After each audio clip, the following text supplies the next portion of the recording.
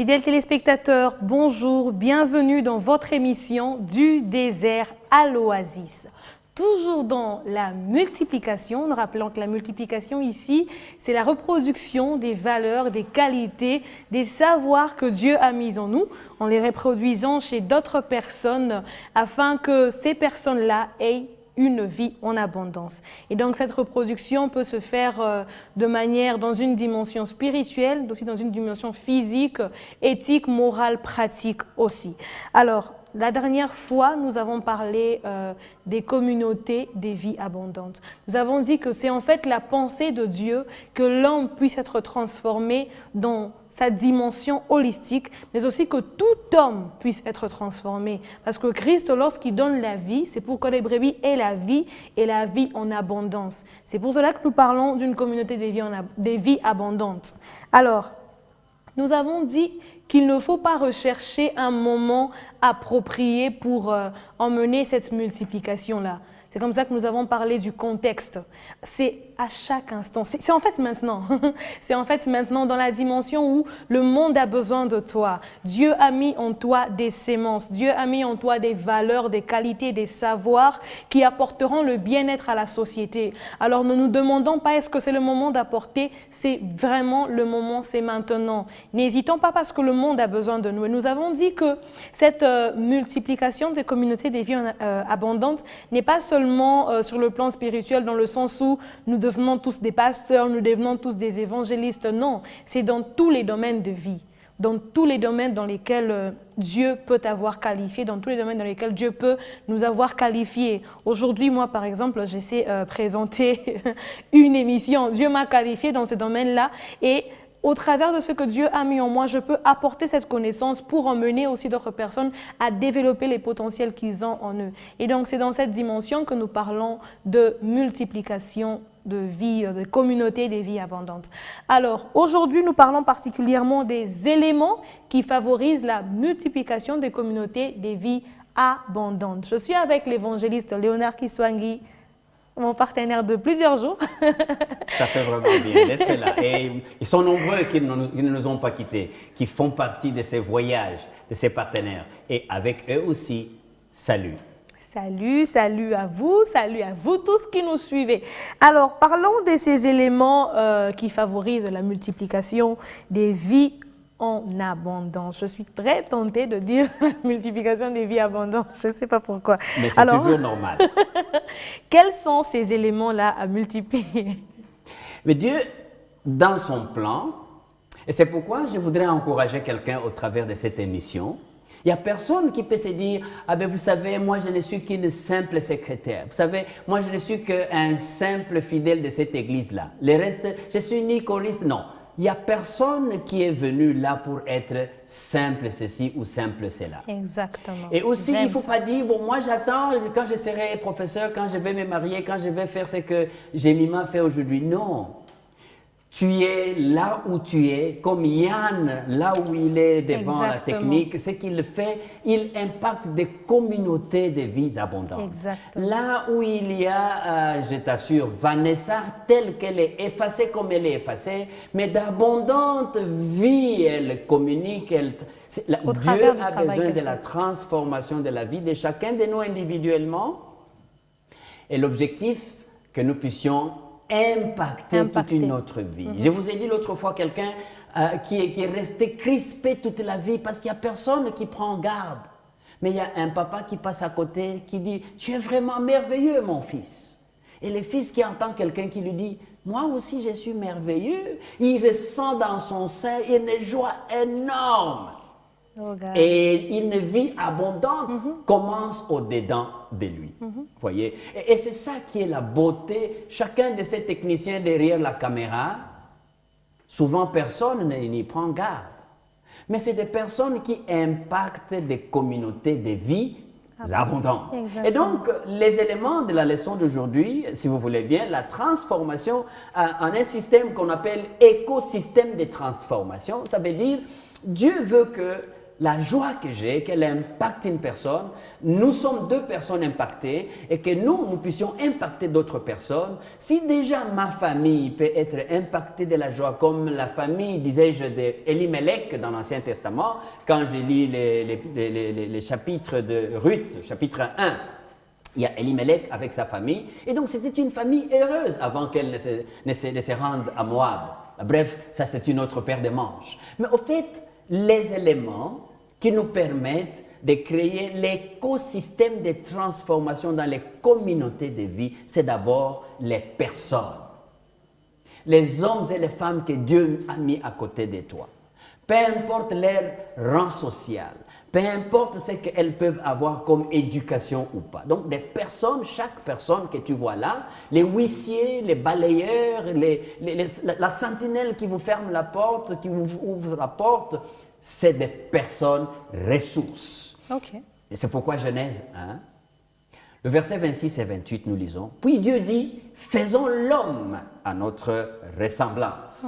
Dieu les bénit et Dieu leur dit, soyez féconds, multipliez, remplissez la terre et la sujettissez et dominez. Jésus établit un principe là, de la multiplication de la communauté des vies abondantes, mais qui passe par des personnes.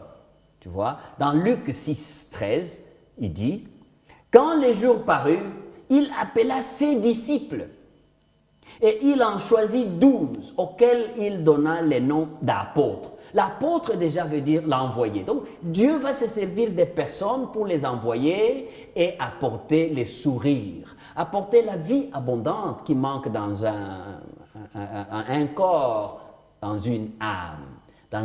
Dans un frère, dans une sœur. Okay. Et donc, c'est des personnes autour de nous qui font le premier facteur, le premier élément. Et comme nous parlons de la multiplication, je suis tenté de dire les semences valables pour l'écosystème de transformation en communauté de vies humaines. Okay. Le deuxième élément que je voulais ajouter ici, c'est toutes les bénédictions de Dieu. Elles sont sur chacun de nous en abondance. Parce que tout ce que Dieu a donné à Jésus-Christ, comme Jésus-Christ lui-même dit dans Jean 17, j'ai accompli la mission. J'ai annoncé la bonne nouvelle et j'ai gardé tout ce que tu m'as donné. Vous voyez, c'est des bénédictions que Dieu donne. Les disciples entre les mains de Jésus, c'est des bénédictions. Après, c'est ces disciples qui vont être des apôtres pour apporter les autres bénédictions. Mais qu'est-ce qui se passe là-dedans? C'est des bénédictions qui partent d'une communauté de vie abondante à une autre communauté de vie abondante. Et donc, nous allons voir par exemple qu'il y a des personnes qui croient qu'être citoyen d'une communauté, bon, je ne suis que citoyen de seconde classe. Non, il n'y a pas de citoyen de seconde classe, mais chacun de nous avons reçu des bénédictions abondantes. Pourtant, nous sommes tous, n'est-ce pas, bénéficiaires des bénédictions originelles. Et ces bénédictions originelles sont sur les femmes, sont sur les enfants, sont sur les hommes, sont sur les ministres. Attends, même les ministres que nous croyons les plus corrompus, il y a sur eux quand même une marge de bénédiction. Et même leurs péchés, c'est toute une école pour nous permettre de ne pas tomber comme eux. Et donc, il n'y a personne qui est là par un fait du hasard. La Bible dit que même les méchants sont là pour un but. Donc, la bénédiction du Seigneur, dans Psaume 139, 17 à 18, nous lisons, « Que tes pensées, ô Dieu, me semblent impénétrables, que le nombre en est grand. Si je compte, elles sont plus nombreuses que les grains de sable. Je m'éveille et je suis encore avec toi. » Je suis en train de parler des bénédictions. Ça, c'est quelqu'un qui s'émerveille. Donc, les pensées de Dieu là ne sont pas sur un individu seul. Le Seigneur l'a donné pour que ça soit sur chacun de nous. La Bible répète, oui ma sœur, tu avais à m'arrêter, tu as tous les droits de m'arrêter. Il faut une compréhension claire en fait de ce que vous entendez par bénédiction, parce qu'il est de ces personnes, quand il voit bénédiction, c'est tout, c'est bien matériel et tout le reste. Alors quand nous parlons de bénédiction ici, c'est quoi? Mais ça me pousse à aller beaucoup plus loin que ça. Dieu nous a bénis tous, parce que généralement il y a des gens, quand nous parlons de bénédiction, ils croient les choses matérielles que nous avons. C'est aussi des bénédictions. Exact. Mais il y a beaucoup de bénédictions que nous avons qui nous viennent par d'autres moyens que les choses matérielles que nous touchons entre nos mains. Exact. C'est pourquoi nous disons l'écosystème de transformation en communauté de vies abondantes doit saisir les moyens par lesquels Dieu nous bénit, les formes de bénédictions que Dieu nous donne pour pouvoir être à la portée des autres. Parce que nous sommes bénéficiaires de quelle bénédiction? 1. Dieu nous bénit par le toucher approprié et significatif. Qu'est-ce à dire? Tu vois, Dieu pour créer, il a pris la poussière avec ses propres mains. C'est pourquoi nous n'avons pas été créés comme des arbres et autres. Il a dit et les choses sont arrivées. Mais pour toi et moi, il a dû se servir de ses mains. Il a touché. Alors, toutes les fois que tu touches une sœur, que tu touches un frère, de la bonne manière, hein, avec une bonne intention, de la bénir. Et tu vois, il y a des personnes, bon, à cause de la Covid, je comprends, mais avant la Covid, il y a des personnes, tu lui tends la main pour les saluer, il te regarde comme si ta main a été, je ne sais pas quoi, tu vois. Mais il y a une possibilité, une façon de toucher, bref, d'avoir une présence physique devant quelqu'un et vous apporter une bénédiction à quelqu'un. Sœur Jemima, ta présence dans cette émission, ta présence telle que tu es là physiquement, c'est une bénédiction pour nous. Amen. Et imagine que tu nous aies appelé au téléphone, tu dis, bon, je ne peux pas venir, nous serions tous malades, il n'y aurait pas eu d'émission. Toucher approprié et significatif implique la présence dont nous avons besoin les uns à côté des autres. Mais je souligne, ça doit être une présence significative et bien appropriée, pas mal intentionnée. L'Éternel Dieu forma l'homme de la poussière, mais avec ses mains. Mais aussi, quand il crée la femme, il a dû ouvrir, n'est-ce pas, la côte qui était dans l'homme, et avec ça, donc il y a la manipulation, la main qui donne la vie. Nos mains doivent donner la vie, et nos mains ne doivent pas donner la mort. Exactement. Et les bénédictions qui viennent par les toucher, par l'accolade que tu fais à un frère, à une sœur, ça apporte une grande bénédiction. Comme vous disiez une fois, les petits gestes. Des petits gestes avec beaucoup d'amour. Et deuxièmement, il y a le message verbal ou écrit. Plusieurs croient qu'il faut que je vienne te donner un grand bassin de cadeaux. Mais il suffit que tu appelles quelqu'un au téléphone pour lui souhaiter des vœux. Juste pour lui dire, tu es merveilleux, tu es merveilleuse. Tu peux faire une journée pour quelqu'un. C'est une bénédiction abondante. Tu vois? Et c'est très important que l'on ne puisse pas oublier ces choses-là. Dieu, en nous bénissant, au travers de nos ancêtres, Adam et Ève, il dit, il les bénit. Et Dieu leur dit, soyez féconds. En tout cas, quand tu as dit à quelqu'un, aie une belle journée, sois productif. C'est une bénédiction. C'est une bénédiction. Et une bénédiction qui apporte autant. Un troisième élément important dans les bénédictions ou dans les moyens d'obtenir des bénédictions et d'en passer à d'autres, c'est d'accorder une valeur, d'accorder une considération. Quelqu'un parlait à sa sentinelle, il dit, tu sais, aujourd'hui tu viendras manger avec nous. Il dit, oui papa, je viendrai. Et il croyait qu'il viendra et il va se garder à la porte et puis les autres vont aller lui donner un peu de nourriture sur une assiette en plastique. Et quand la sentinelle arrive, le papa l'accueille à la maison, à la même table avec ses enfants. Et cette sentinelle-là est sortie de cette maison avec un chant nouveau dans son cœur. Parce qu'il lui a été accordé une valeur qu'il ne pouvait pas s'imaginer lui-même. Parce que lui se dit toujours, moi je ne suis qu'une simple sentinelle. Et donc là, il y a une valeur, une considération qui est apportée. Et dans cela, il y a même tout un engagement actif. Ok. Tu vois, un engagement de t'élever, de te promouvoir et de te faire avancer dans la bonne direction. Un engagement. Et donc là, l'engagement doit venir de la personne qui bénit et de la personne qui apporte un peu. C'est de la personne qui apporte la bénédiction. Parce que c'est comme ça que Dieu a fait. Il s'est engagé avec nous. Jésus dit, allez faites de toutes les nations des disciples. Mais à la fin de cette promesse, il dit, voici, je suis avec vous tous les jours jusqu'à la fin des temps. Quel engagement! Vous voyez, quand une fiancée s'est fait engager, elle veut entendre quelqu'un lui dire, je veux aller avec toi jusqu'au bout, jusqu'à ce que la mort nous sépare. Yeah. Et ça, c'est très important. Un parent qui dit à ses enfants, rassurez-vous, je serai avec vous jusqu'à la fin de vos études, je vais faire tout ce qu'il faut pour que vous puissiez réussir. C'est un engagement. Cet engagement-là ajoute absolument de la valeur au fond de la personne. Combien nous avons de personnes qui souffrent même dans notre pays, on les exploite et même les surexploite. C'est des stagiaires à vie. Incroyable. Là, les personnes ne sont pas bénies.